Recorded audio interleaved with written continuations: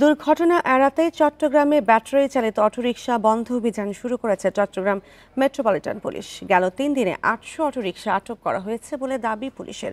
এমন অভিযানে খুশি সাধারণ মানুষ। তবে হঠাৎ শুরু হওয়া এমন ধরপাকড়ে ক্ষোভ জানিয়েছে ব্যাটারি চালিত রিকশা চালকরা।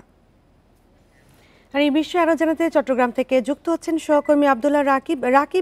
গেল ৩ দিনে ৮০০ অটোরিকশা আটক করেছে পুলিশ। আর অভিযানের কতদিন চলবে, অভিযানের বিষয়ে পুলিশ আর কি বলেছে? বান্ডেল থাকলে প্রতি সেনমানিতে টাকা বাঁচবে। বিকাশ সেনমানি বান্ডেল কিনে জিতুন প্রতি লেনদেনে।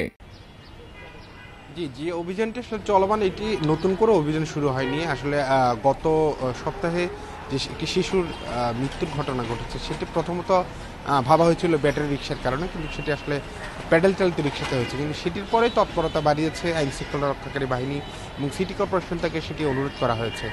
কিন্তু আমরা দেখেছি ৫ আগস্ট পরবর্তীতে পুলিশ কয়েক দফায় গণবিজ্ঞপ্তি দিয়ে ব্যাটারি রিক্সা চলাচলের নিষেধাজ্ঞা জারি করে, কিন্তু এরপরও সেই গণবিজ্ঞপ্তিকে কোনো ধরনের তোয়াক্কা না করে মূল সড়কে আমরা দেখেছি বেপরোয়া গতিতে এবং কোনো ধরনের নিয়ম না মেনে রিক্সাওয়ালারা সেই ব্যাটারি রিক্সা চলাচল করছে। এবং সেটি শুধুমাত্র যে ৫ আগস্টেই পরবর্তীতে দেখা গেছে তা না, তারও আগে আমরা দেখেছি মূল সড়কগুলোতে ব্যাটারি রিক্সা চলে আসা। এবং তারা যেটি বলছেন রিক্সা চালক, যে মূল সড়কে আসলে তারা যে পরিমাণ ভাড়া পান অলিগলির সড়কে থাকলে সেটি পাওয়া যায় না।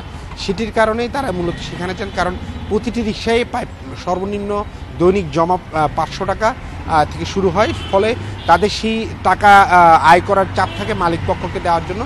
সেটির কারণে আসলে তারা মূল সড়কে চলে আসে, এটি একটি কারণ। আরেকটি বড় কারণ, মূল সড়কে আসার কারণে তাদেরকে যে আসতে হলে যে টোকেন বাণিজ্য টোকেন নিতে হয় এবং সেটি আসলে প্রতি মাসের হিসাবে করে নিতে হয়। ফলে সেটির জন্য আসলে তারা মূল সড়কে আসার সাহস পায়। কিন্তু গতকাল থেকে যেহেতু পুলিশের তৎপরতা বাড়ানো শুরু হয়েছে, আমরা দেখেছি মূল সড়কে রিক্সার দৌরাত্ম অনেকটাই কমে এসেছে। আজ সকাল থেকে আসলে আমরা মূল সড়কে ব্যাটারি চালিত রিক্সাগুলোকে দেখছি না, কিন্তু রাত 10টার পরে ঠিকই আবার তারা সেখানে যাচ্ছে। ফলে রাতের বেলা যেহেতু সড়ক ফাঁকা থাকে, সেক্ষেত্রে গতিও অনেক দ্রুত থাকে। ফলে সেক্ষেত্রে অনেক ধরনের দুর্ঘটনা ঘটার সংখ্যায় থাকছে এখনও। এবং সে সময় আসলে সড়কে ট্রাফিক পুলিশ বা আইন শৃঙ্খলা রক্ষাকারী বাহিনীর সদস্যদের দেখা যায় না। এটি একটি মূল কারণ এখন পর্যন্ত, এবং যেটি সব মহলেই বলছে যে আসলে যন্ত্রাংশ আমদানি এবং মূল জায়গাতে যেসব যন্ত্রাংশ সহজলভ্য হওয়ার কারণে অলিগলি থেকে শুরু করে এবং যে কেউ কিছুটা পুঁজি থাকলে এই রিক্সা নামিয়ে দিচ্ছেন সড়কে।